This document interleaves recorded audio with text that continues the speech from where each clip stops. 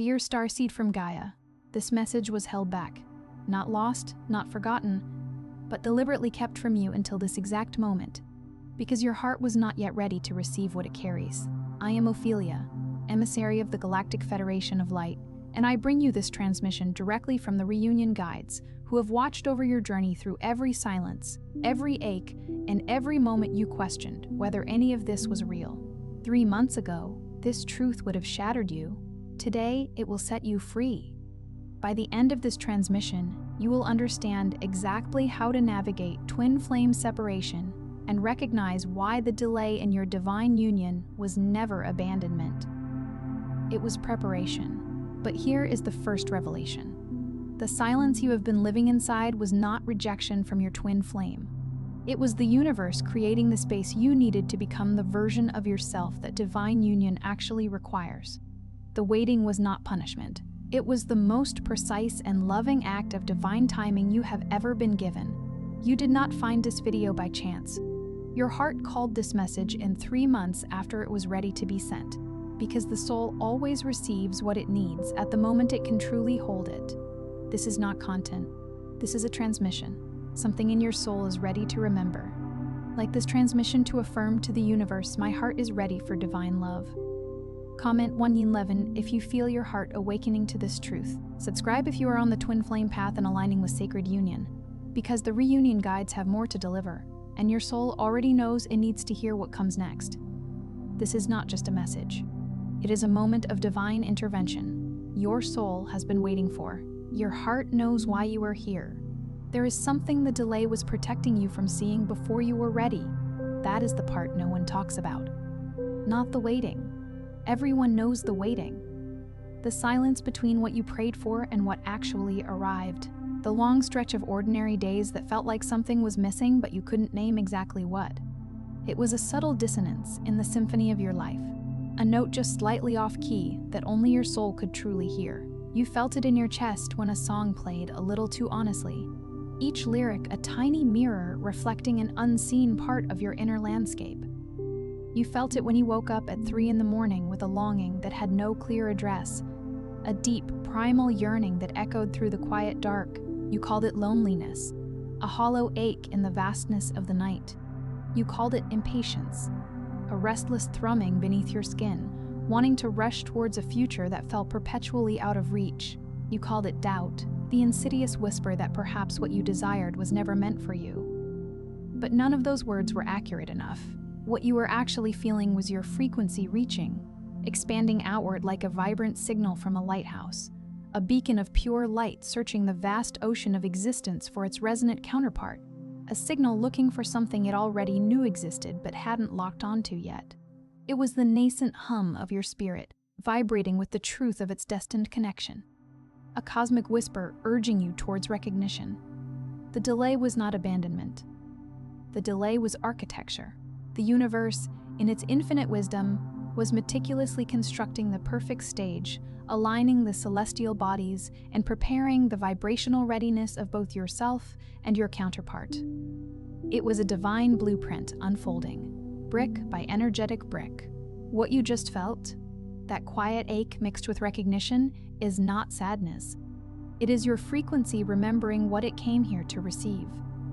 It is the soul's deep memory awakening, a homecoming for your essence.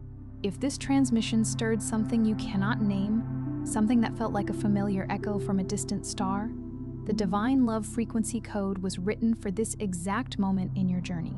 It contains 5 sacred Arcturian transmissions, potent energetic keys infused with the wisdom of the stars, designed to dissolve the crystalline wounds that are currently blocking your divine counterpart and activate the radiant signal that draws them irresistibly closer. The link to this profound activation is in the first pinned comment, but it will only remain there for a short time, a fleeting portal to accelerated union. Most souls who are walking the path you are walking right now have been told the same things in different packaging, like slightly altered melodies of the same old song. That love will come when you stop looking, like a shy deer waiting for the forest to fall silent.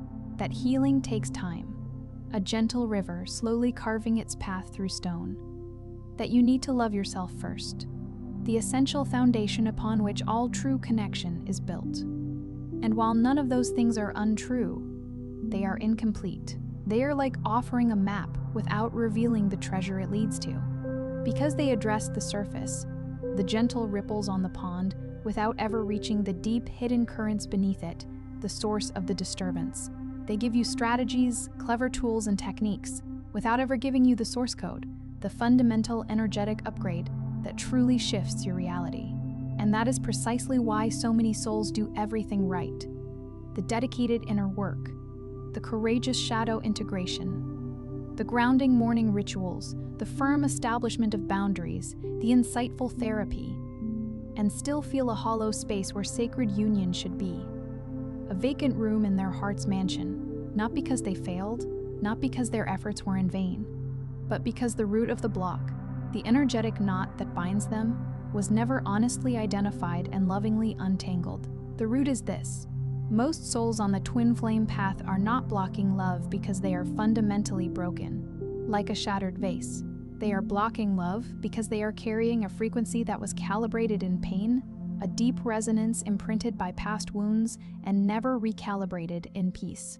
Every relationship that wounded you, every abandonment that felt like a ship sailing away from your shore, every betrayal that pierced your trust like an arrow, every moment where you made yourself smaller, shrinking your divine light to keep someone close, to avoid conflict or rejection, left an energetic imprint, not a scar you can see on the surface of your skin, but a powerful, invisible transmission you are broadcasting to the universe, constantly, invisibly.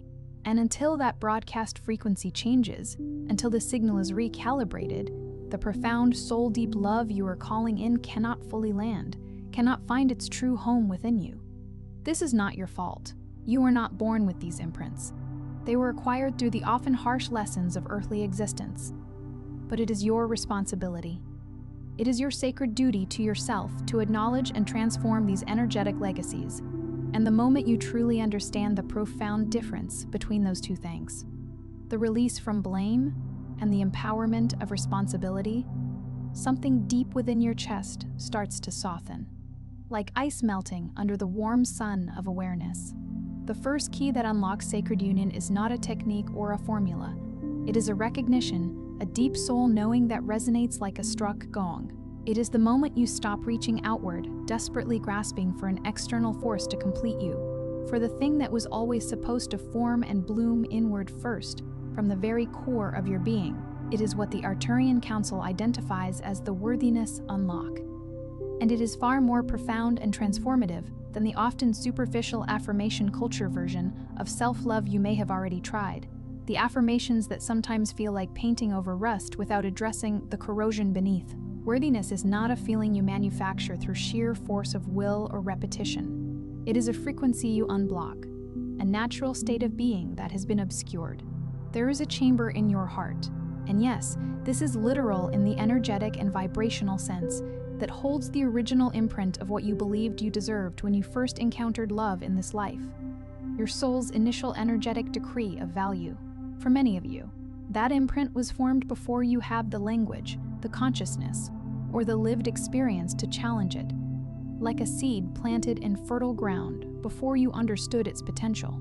A parent who left, creating a void that whispered, "I am not enough to be stayed for." A caregiver who stayed but never truly showed up, leaving you feeling unseen and unheard, broadcasting an energetic signature of invisibility. A first love who made you feel that your depth was too much to handle, or your needs were too heavy a burden, planting the insidious belief that to be loved, you must be less than you are. And somewhere in that early energetic encoding, a belief took root and solidified, that love is something you must earn, a prize to be won through effort, not something you intrinsically are, a divine birthright, that you must perform or shrink or somehow prove your value before the sacred door of love can open for you. When you turn the worthiness key, you're not simply writing a new story over the old one, like layering paint on a damaged wall. You are dissolving the very architecture of the old belief at the frequency level, dismantling the energetic scaffolding that supported it. You are returning to the original signal, the pure, unadulterated resonance that existed before the wound was ever inflicted, and you are consciously, deliberately choosing to broadcast from that place of inherent perfection. And when you do, the people, the situations, and the patterns that resonated with your wounded frequency, the ones that fed off that perceived lack, begin to energetically fall away, like leaves from a tree in autumn, and the soul who precisely matches your original truth, the one who vibrates with the same inherent worthiness, begins to energetically draw closer, guided by your newly calibrated signal. The second key is what the Council calls the mirror recognition, and this one tends to produce the most resistance in people, the most energetic friction, because it requires a particular kind of raw, unflinching honesty that the ego, with its protective armor, does not always welcome. It asks us to look directly into the abyss of our own perceived shortcomings. Your divine counterpart is not coming to complete you, to fill a void within you like a missing puzzle piece. That framing, as romantic and poetic as it sounds, as comforting as it might feel in the moment, actually perpetuates the very wound you seek to heal, because if you believe they are coming to complete you, you are fundamentally broadcasting incompleteness. You are sending a signal that screams, "I am half, I am insufficient." And the universe, which always responds with perfect, unerring accuracy to the vibrational signature you emit, will send you someone else who is also half, someone else who is also seeking completion from an external source. And two halves who are each looking to be filled by the other do not create sacred union. They create beautiful, often intense, but ultimately exhausting and repetitive cycles of filling and emptying, a constant dance of dependency and depletion that keeps both souls locked in a state of perceived lack. The mirror recognition unlocks when you begin to see your divine counterpart not as the savior who will rescue you from your perceived brokenness, but as the most perfect, illuminated mirror reflecting back to you the profound healing you have already done within yourself. They are not your destination, the end of your journey. They are your confirmation, the validation of the work you have undertaken, the recognition, that electric, soulful, inexplicable knowing that feels like coming home, happens not because they are your missing piece, but because they carry a frequency that resonates with the wholeness, the integrity, the sacred completion that you have been diligently building within yourself. You will feel seen by them on a soul level because you have finally learned to see, to truly cherish and acknowledge yourself. You will feel chosen by them because you have finally stopped treating your own love, your own essence, as something that needs to be justified, defended, or proven worthy of receiving. The third key requires the kind of courage that most spiritual teachings tend to skip over, because it is inherently uncomfortable, residing in the shadowy realms of past attachments. It is the karmic release, the conscious dissolution of old soul contracts and energetic agreements that no longer serve your highest good.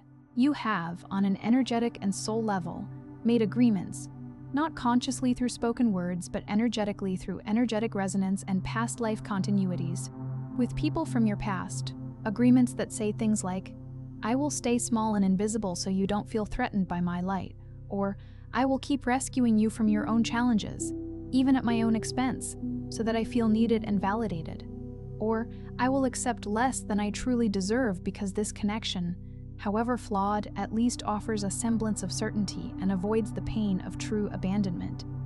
These contracts were not failures, not mistakes. They were classrooms, essential learning experiences designed to teach you vital lessons about boundaries, self-worth, and unconditional love.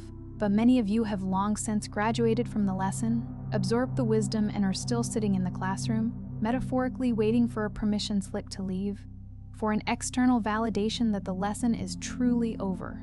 The karmic release is not about harboring anger or resentment towards the people who hurt you, or revisiting the wound to catalog the damage, like an inventory of pain. It is about standing at the edge of what was, at the precipice of the past, and consciously, with unwavering intention, withdrawing your energetic investment from it. It is about saying, not with bitterness or accusation, but with a deep reverence for the lessons learned and a profound respect for your own soul's journey. This was sacred. This served its purpose. It is complete, and I lovingly release us both from this energetic tie. When that release happens at the frequency level, it does not just free you from the energetic tether. It gently frees them as well, and more importantly, it clears the energetic channel that has been occupied by the residue of the past, making sacred, spacious room for what the present moment is energetically trying to deliver. The fourth key is one that nearly every soul on this path encounters with some degree of resistance, a subtle pushback against its gentle power, divine timing surrender. And the primary reason it creates resistance is because it has been tragically misused and misunderstood as a spiritual bypass. Too many have been told to just surrender as a way of avoiding the essential inner work, as a passive stance of inaction disguised as trust. That is not what this key is, not its true essence. Divine timing surrender is not the same as spiritual passivity. It is not giving up on your desires or resigning yourself to fate. It is not waiting idly without understanding the active role you still play. It is the specific, empowered act of releasing the timeline you constructed from fear and anxiety. The desperate, internalized timeline that says, if it hasn't happened by now, it's never going to happen, and I failed, and replacing it with a dynamic orientation of sacred trust, a deep, unshakable faith rooted in the vibrant, fertile present moment. It is the profound recognition that the universe is not late, it is perfectly on time, that the conditions being meticulously created right now, both within the crucible of your own evolving consciousness and within the unfolding circumstances around you, are absolutely necessary for what is coming to be exactly what it is supposed to be, not a lesser, compromised version, assembled too soon out of impatience, but the full, undiluted, potent essence, arriving in its perfected, divine form. When you turn this key, something profound shifts within your nervous system, your entire energetic architecture. The frantic urgency that has been a constant companion softens. The desperate grasping dissolves like mist in the morning sun. And what replaces it is not resignation or apathy. It is receptivity, a wide-open, clear channel readiness, a state of being that paradoxically accelerates the arrival of what you've been calling in, drawing it towards you with an irresistible magnetic pull. The fifth key is perhaps the most active and empowering of all. The Arcturian teachings refer to it as magnetic embodiment, and it is the potent answer to a question that most people ask in the wrong direction, a question that implies a lack of power on their part. Most people ask, how do I attract my divine counterpart? But that question assumes you are here, in one vibrational state, and they are there in another, and that attraction is a technique you apply across a vast distance, like casting a net. Magnetic embodiment reframes the entire orientation, shifting the locus of power back to you. The question is not, how do I attract them? The question is, who am I being? Because your divine counterpart does not respond to your clever strategy, your perfect presentation, or your calculated actions. They respond to your signal, the authentic, energetic signature of your soul. And your signal is not what you say in your social media posts or how you present yourself to the world with curated perfection. Your signal is what you are when you are alone in the dark and no one is watching, when the masks come off and your true essence is revealed. It is the quality of your inner relationship with yourself, the gentle, compassionate way you speak to yourself when you fall short or make a mistake, the way you honor your own needs, even when honoring them is inconvenient or goes against external expectations. The way you hold yourself with unwavering self-support when the loneliness gets heavy and no one else is there to hold you back. Magnetic embodiment is about becoming, in your actual daily embodied experience, in the very fabric of your being, the frequency of the love you are calling in, not performing it as an actor on a stage, not projecting it as a desired image, becoming it from the inside out, embodying it as your fundamental truth. And the shift that creates in your energetic field is not subtle or incremental. It is seismic. It is the profound difference between a signal that whispers faintly in the wind and a signal that sings with the power and clarity of a celestial choir, an unmistakable beacon of pure, radiant love. The sixth key is one that many of you are living through right now, navigating its currents with courage and resilience. It is the separation wisdom. It is the profound understanding that distance, whether physical, creating miles between bodies, or emotional, creating a gulf in understanding or connection, whether in this current season of your journey or through a previous, perhaps twin flame dynamic, is not punishment. It is preparation. It is a crucible designed to forge you. There is a specific, potent kind of loneliness that belongs only to souls who are close to union, to a profound soul convergence. It is not the ordinary loneliness of disconnection or isolation. It is the loneliness of a frequency that has outgrown its current environment, a soul that has expanded beyond the containers that once held it. It is the loneliness of someone who has healed enough, integrated enough, to truly feel the vast, undeniable gap between where they are currently vibrating and where they are being called. The energetic pull towards their destined counterpart. If this is the landscape you have been navigating, hear this clearly, etched in starlight. That longing is not a wound to be feared or suppressed. It is a compass, a divine indicator. It is pointing you directly toward the final integration. The last sacred door that must be opened from the inside before the one you are waiting for can step through and meet you in embodied reality. The seventh key is called reunion readiness, and it is not a key you can force, not a milestone you can engineer through sheer willpower. It is what happens naturally, organically, inevitably, like a flower unfolding its petals at dawn, when all the previous keys have been turned, when the necessary internal shifts have occurred, when the worthiness wound has been dissolved into pure light, when the mirror has been recognized and embraced, when karmic contracts have been lovingly released, when sacred timing has been surrendered to with trust, when magnetic embodiment has become your natural, effortless state of being, when the separation has been received and integrated as the sacred, transformative gift that it truly was. Reunion readiness is not a specific moment of arrival or a destination point. It is a state of being, a fundamental shift in your energetic signature. It is the internal experience of your heart being fully open, not guarded with the shields of past hurt, not performing openness as a strategy, but genuinely, vulnerably, completely available to the love that is already written in your soul's blueprint. The love that is your very essence, and the extraordinary truth that the Arcturian transmissions consistently confirm, the divine intelligence they impart, is this. Your counterpart feels this shift in you, not as a thought they process, but as a frequency they inherently perceive. The signal you send when you reach reunion readiness is unlike anything you have broadcast before. It does not beg for attention. It does not chase or pursue. It does not negotiate or compromise its integrity. It simply radiates with an unwavering clarity, a profound warmth, and a sureness of being that something within them, wherever they are in their own journey, begins to move toward, often without fully understanding why, guided by an invisible, undeniable pull. Here is what you were not supposed to understand 3 months ago, and what you are now exquisitely ready to understand. The veil has lifted, and the deeper truth is revealed. You were not delayed because you were unworthy, or because your energetic signature was flawed. You were not delayed because something was fundamentally wrong with your frequency, your healing process, or your earthbound choices. You were delayed because the evolved, radiant version of you that exists right now, the one who has just received the potent downloads in this transmission, the one who felt the profound recognition deep within their chest, the one who is breathing a little differently, a little more deeply, than they were when this journey began. That perfected, ready version of you did not exist 3 months ago. The delay was not a withholding by the universe. The delay was construction, a sacred, meticulous process of building the masterpiece that is you. Every season you waited through was adding a layer of exquisite depth to who you are, like rings on an ancient tree.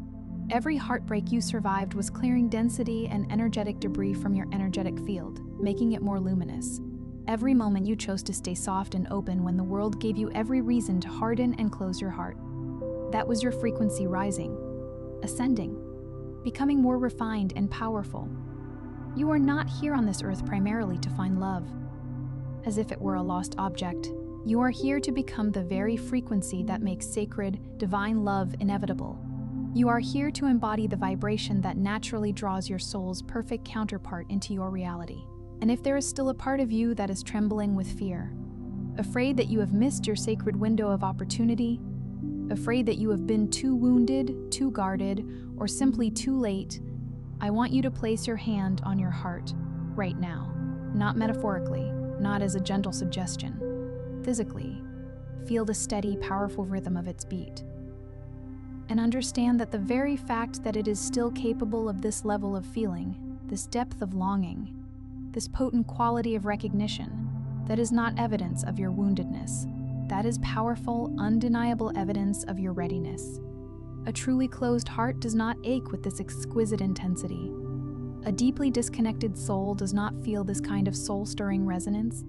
What you are feeling is your frequency recognizing itself, recognizing its true path, recognizing with absolute certainty that it is not lost. It was never lost. It was being found.